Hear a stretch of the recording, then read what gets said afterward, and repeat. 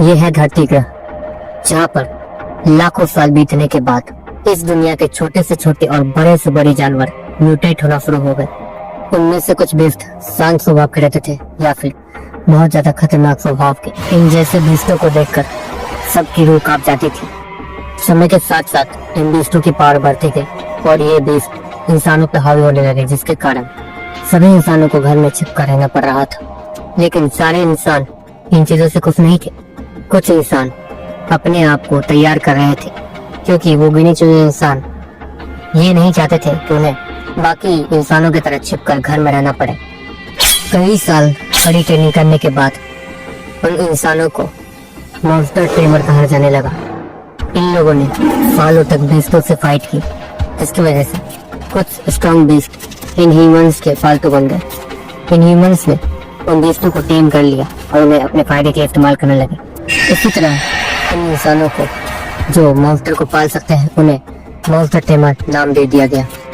समय के साथ साथ ये मॉन्स्टर टेमर एक फैशन बन गया, लेकिन ये वो फैशन बना जिसमें कामयाब होने के चांसेस ना के बराबर थे, क्योंकि एक असली मॉन्स्टर टेमर वही होता है जो बड़े से बड़े और छोटे से छोटे मॉन्स्टर के सामने भी डट के खड़ा हो सके।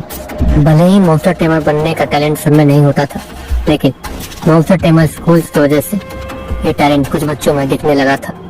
और आज हम इसी स्कूल के एक छोटे से बच्चे के बारे में बात करने जा रहे हैं, जिसका नाम शौर्य है। शौर्य इस वक्त किसी बेस्ट को नहीं बल्कि एक नॉर्मल से बिल्ली को टेम करने की कोशिश कर रहा था। शौर्य इसमें कामयाब आज से पहले कभी भी नहीं हुआ था, लेकिन पता नहीं क्यों शौर्य के चेहरे पे इस बार बहुत ज्यादा खुशी थी। पक्का मैंने आज इस मछली को खास मछली खिलाई है, अगर आज ये टेम नहीं हुआ तो कब होगा। शौर्य इस वक्त हंसते हंसते यही सोच रहा था और वो उस बिल्ली को वही खास मछली खिला रहा था, इस आशा में कि वो बिल्ली शौर्य की पालतू बन जाएगी, क्योंकि जिसे भी इस स्कूल में अपनी जगह बनाए रखनी है उसे 10 साल से 15 साल के बीच में एक बीस्ट को या फिर कुछ नॉर्मल जानवरों को टेम करना होगा, जो कि स्कूल के तरफ से प्रोवाइड किए जाएंगे। और स्कूल की तरफ से शौर्य को एक बिल्ली प्रोवाइड की गई थी, जिसे वो कम से कम 4 साल से टेम करने की कोशिश कर रहा था, लेकिन अफसोस वो उसमें नाकाम रहा था। इस बार शौर्य को लगा था कि वो बिल्ली उससे टेम हो जाएगी, क्योंकि शौर्य ने न जाने कितनी सारी चीजें लाकर उस बिल्ली को खिला दी थी। लेकिन वो बिल्ली इस वक्त शौर्य को देख रही थी और शौर्य के हाथों से उस खास मछली को खा रही थी। जैसे ही शौर्य के हाथों की वो मछली खत्म होती है, वैसे वो बिल्ली उसे जल्दी से काट लेती है। शौर्य ये देख के बहुत ज्यादा डर जाता है। वो बिल्ली शौर्य को देख के घुर्राती है और मजबूरन शौर्य को वहाँ से दुम दबा कर भागना होता है। इस वक्त ये नजारा बहुत सारे लोग देख रहे थे और वो सभी लोग शौर्य के ऊपर हंस भी रहे थे, लेकिन शौर्य इस वक्त उस बिल्ली से बच के भागने में बिजी था, जिसके कारण उसे अपनी इंसल्ट भी नहीं दिख रही थी और वो बस भागे जा रहा था। इस वक्त शौर्य को कुछ लोग घिन भरी नजरों से देख रहे थे, जिसका शौर्य को कोई भी अंदाजा नहीं था। उनमें से एक लड़का जो सबसे आगे खड़ा था, वो उस टीम का लीडर था और उसके टीम का नाम द ब्लैक गॉड टीम था। उस टीम लीडर का नाम गौरव था और वो अपनी टीम का लीडर था। गौरव दूसरे नंबर पे था और उसके नीचे जितने भी 3 लोग थे वो तीनों ही उसके टीम के ही मेंबर थे। पूरे स्कूल में 2nd से लेकर 5th रैंक तक उसके ही टीम मेंबर्स थे। बाकी रही 1st रैंक की बात, तो वहाँ पे कोई और था। उसी हिसाब से अंदाजा लगाया जा सकता था कि इस वक्त गौरव शौर्य को किस नजर से देख रहा है। गौरव इस वक्त शौर्य को भागते हुए देख रहा था और उसके चेहरे पे एक जानलेवा स्माइल थी। विक्रम, मुझे एक बात समझाओ, तुम बहुत बड़े फैमिली से हो, है ना? विक्रम भी बदले में हाँ में अपनी गर्दन हिला देता है। विक्रम उसके ही टीम का एक मेंबर था। और अंश और प्राची, तुम दोनों भी बहुत बड़े फैमिली से हो, है ना? विक्रम अंश और प्राची को देखते हुए कहता है। वो दोनों भी बदले में अपने गर्दन को हाँ में हिला देते हैं। एक बात बताओ, क्या तुम तीनों टैलेंटेड हो? गौरव अपने दोस्तों को देख कर कहता है। वो दोनों ज्यादा कुछ नहीं, बस हाँ में अपनी गर्दन फिर से हिला देते हैं। तुम तीनों टैलेंटेड हो, मैं भी टैलेंटेड हूँ, फिर भी मुझे इस स्कूल में एडमिशन लेने में बहुत ज्यादा परेशानियों का सामना करना पड़ा। यहाँ तक कि बहुत सारे पैसे भी खिलाने पड़े इस स्कूल वालों को। लेकिन ये शौर्य, ये तो गरीब है ना, और अनाथ भी। तो फिर ये कैसे, इसे यहाँ एडमिशन कैसे मिल गया, और तो और ये 5 साल यहाँ रह कैसे गया। गौरव के चेहरे पे इस वक्त गुस्सा साफ झलक रहा था। गौरव जैसे फैमिली वालों को कहीं भी सर झुका के चलने की आदत नहीं थी, लेकिन जब गौरव अपनी फैमिली के साथ यहाँ एडमिशन के लिए आया था तो गौरव को भी यही लगा था कि यहाँ पे एडमिशन आसानी से मिल जाएगा, क्योंकि गौरव टैलेंटेड भी है और उसमें गौरव के फैमिली बैकग्राउंड भी बहुत ज्यादा अच्छा है। इसीलिए गौरव को यही लगा था कि यहाँ एडमिशन बहुत आसानी से मिल जाएगा, लेकिन फिर भी गौरव को पूरे स्कूल का चक्कर काटना पड़ा था और स्कूल आने जाने में ही पूरे 1 साल बीत गया था और 1 साल बाद उसे एडमिशन मिला था, वो भी एक चांस के साथ। अगर वो कामयाब नहीं हुआ तो उसे उसका एडमिशन रिजेक्ट कर दिया जाएगा। गौरव को ये सब कुछ याद है, लेकिन जब वो शौर्य को देखता है तब उसका गुस्सा हर बार फूट पड़ता है। गौरव जैसे टैलेंटेड लोग को यहाँ पर रखने में इस स्कूल को इतनी ज्यादा परेशानी हो रही थी, लेकिन यहाँ ये शौर्य जो कि 5 साल से एक नॉर्मल से बिल्ली तक को अपने काबू में करने में नाकाम रहा है, वो भी इस स्कूल में अभी तक घूम कैसे रहा है। गौरव के चेहरे को देखने के बाद सभी उसके चेहरे का रिएक्शन देख समझ पा रहे थे कि गौरव इस वक्त क्या सोच रहा है। प्राची जो उसकी टीम की एक मेंबर थी वो आगे आती है। देखो गौरव, तुम्हें इतना सब कुछ नहीं छोटा सोचना चाहिए, ये उसकी किस्मत है, वो अपनी किस्मत की वजह से बचा हुआ है। वैसे भी 4 साल बीत चुके हैं और अगर ये इस 5वें साल में किसी भी जानवर को टेम करने में नाकाम रहा तो उसे स्कूल से निकाल दिया जाएगा, है ना। क्योंकि जहाँ तक मुझे याद है सिर्फ एक जानवर को टेम करने से कोई फायदा नहीं है, कम से कम उसे 10 जानवरों को टेम करना होगा, तब जाके वो इस स्कूल में रह सकता है, वरना तो उसे इस स्कूल से धक्के मार के निकाला जाएगा। प्राची गौरव को देखते हुए कहती है, जो भी हो लेकिन इसके जाने से पहले मुझे इसे मजा तो चखाना ही है। गौरव गुस्से भरे आवाज में प्राची और बाकी लोग को देखते हुए कहता है, समझ गए बॉस, तुम क्या कहना चाह रहे हो। गौरव और अंश गौरव की बात को समझ गए थे, इसलिए वो दोनों वहां से चले जाते हैं। शौर्य इस वक्त उस बिल्ली से बचकर सीधे स्कूल के बाहर आ गया था, क्योंकि वो बिल्ली स्कूल से बाहर नहीं जाती थी।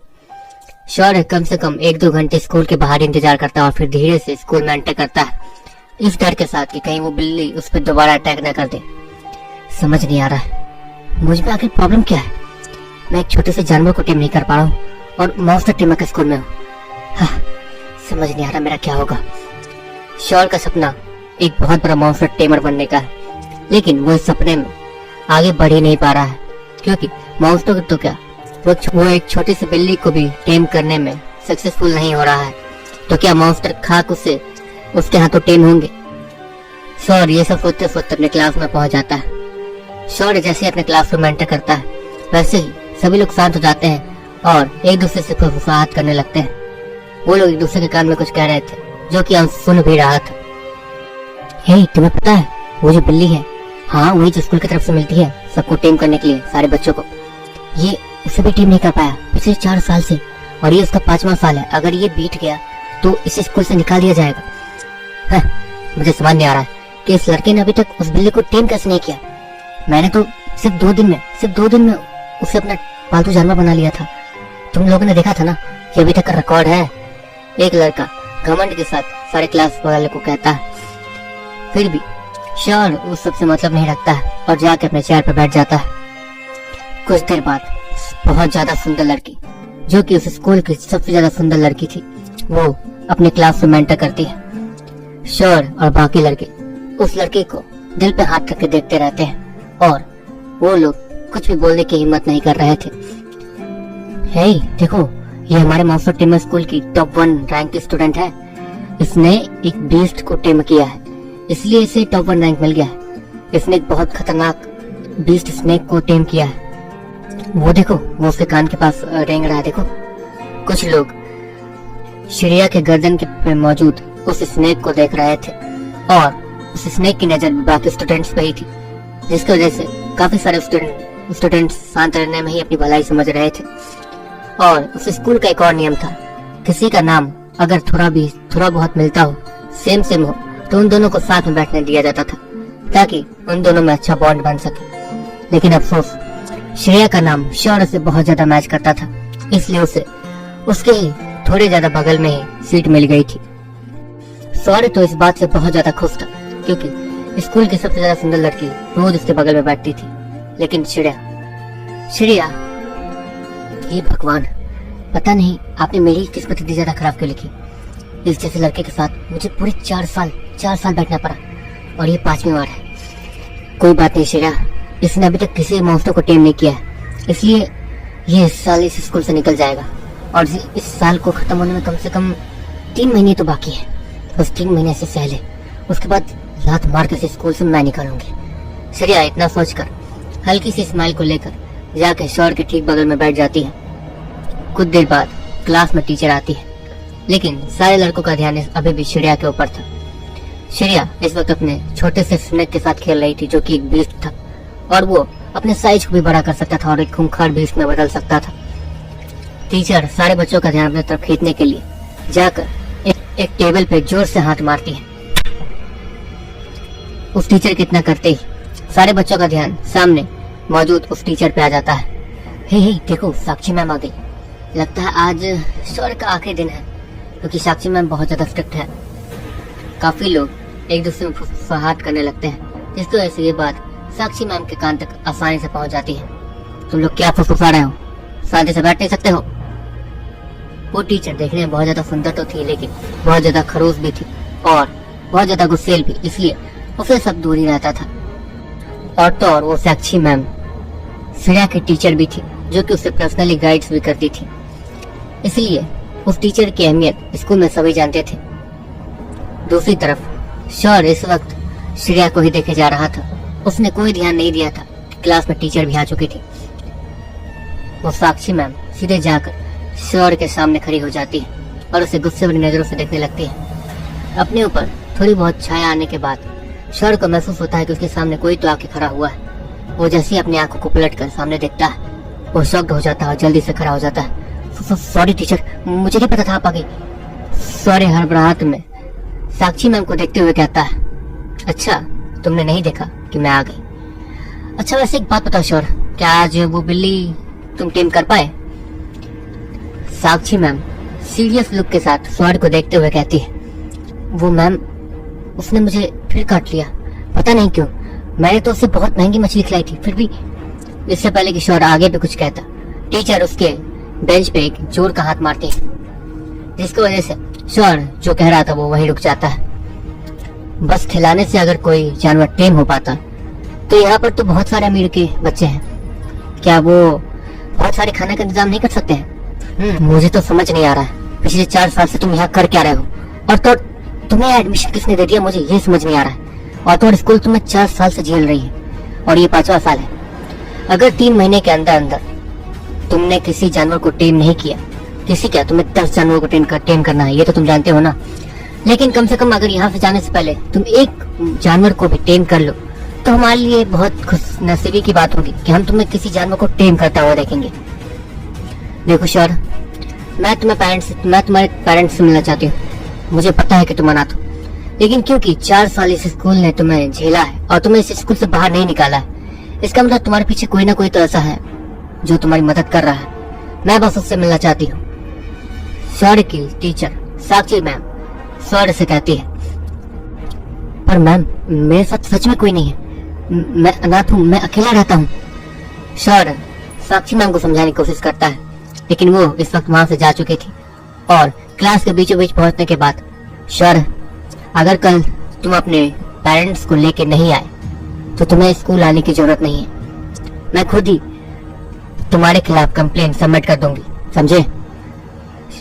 साक्षी मैम की इस बात को सुनने के बाद शौर्य हक्का बक्का रह जाता है, क्योंकि वो जानता है अगर साक्षी मैम ने वहां पर उसके खिलाफ रिपोर्ट को सबमिट कर दिया तो शौर्य को जरूर इस स्कूल से निकाल दिया जाएगा। शौर्य इस वक्त अपने सर को झुकाए वहीं खड़ा था। शौर्य के बगल में जो श्रेया बैठी हुई थी वो शौर्य को देखती है और खड़ी हो जाती है, और उसके बाद साक्षी मैम भी वहां आ जाती है। शौर्य, मुझे बस एक बात समझाओ, क्या जो जिसके साथ रहते हैं वो उसके जैसे बन जाते हैं? साक्षी मैम ने शौर्य से ये क्वेश्चन पूछा था। जी मैम, जो जिसके साथ जैसे रहता है वो वैसा ही बन जाता है। शौर्य की इस बात को सुनने के बाद मैम शौर्य का चेहरे को थोड़ा सा ऊपर करती है और फिर उसे श्रेया की तरफ कर देती है। अच्छा बताओ, 4 साल से तुम श्रेया के साथ बैठ रहे हो, लेकिन अभी भी उसकी 1% भी खूबियां तुम्हारे अंदर आई हैं? हाँ, तुम्हें क्या लगता है अगर हम लोग शेर के साथ बैठे होते तो न जाने अब तक उसका सर कितना ज्यादा खा चुके होते। मैं तो बस उससे ये पूछता कि उसने उस बीस्ट को पालतू कैसे बनाया। और ये देखो, ये बस उसके बगल में बैठ के शर्माते रहता है और उसे घूरते रहता है। ये उसके साथ बैठने के लायक नहीं है। सारे बच्चे यही कहने लगते हैं, जिसके कारण शौर्य का मुंह उतर जाता है और उसे बहुत ज्यादा शर्म भी आने लगती है, जिसके कारण वो कुछ भी नहीं कह पाता है।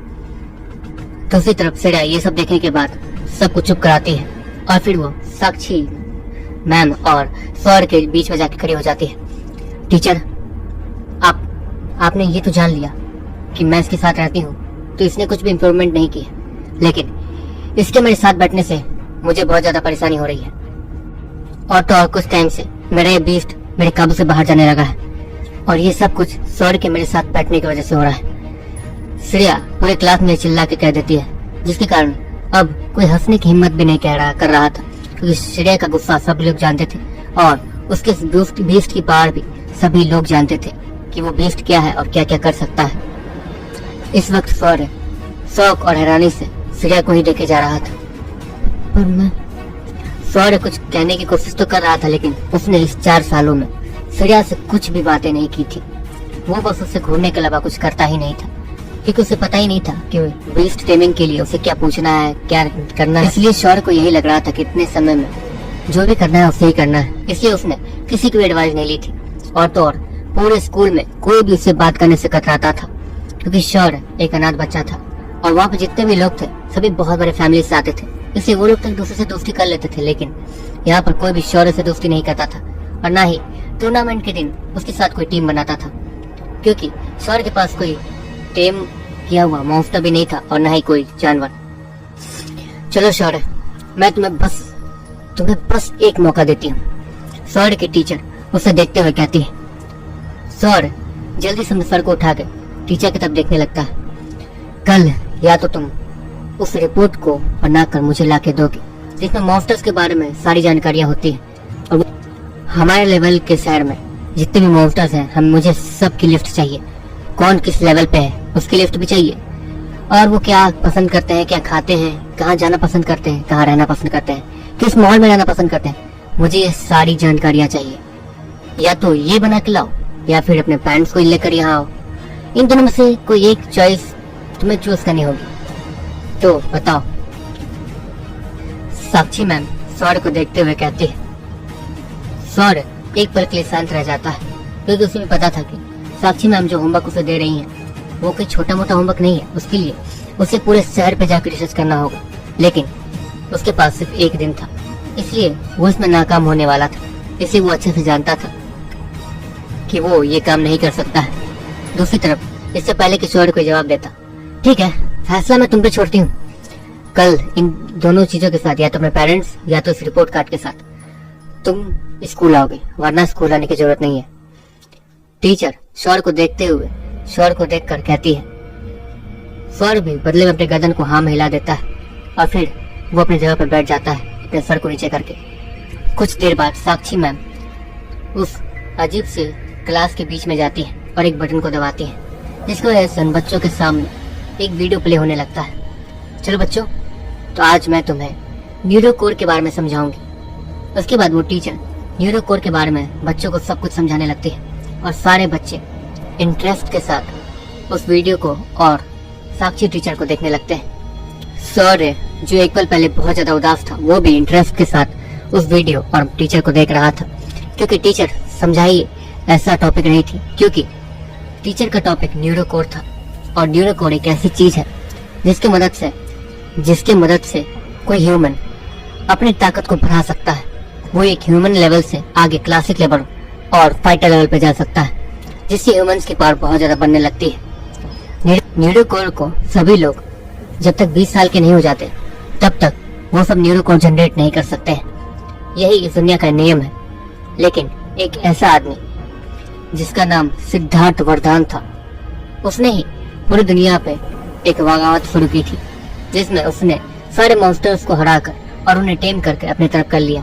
और मॉन्स्टर्स पे जीत के बाद ह्यूमंस दोबारा इस धरती पे राज करने लगे। सिद्धार्थ वरदान, ये बात बहुत ज्यादा पुरानी है, इसलिए सबको अब ये नहीं पता कि सिद्धार्थ वरदान आखिर है कहाँ, क्योंकि शौर्य और वहाँ पे जितने भी लोग मौजूद हैं वो सभी लोअर क्लास शहर में आते हैं। लेवल 1 के शहर में किसी को भी बाहरों की चीजें पता नहीं होती है, इसलिए ही सिद्धार्थ वरदान अभी जिंदा है या मर गया या फिर क्या कर रहा है वो किसी को भी नहीं पता है। सिद्धार्थ वरदान वो एक पहला आदमी था जिसने 15 साल की उम्र में ही एक न्यूरो कोड जनरेट कर लिया था, और न्यूरो कोड को जनरेट करने के साथ ही उसकी पावर बहुत ज्यादा बढ़ गई थी।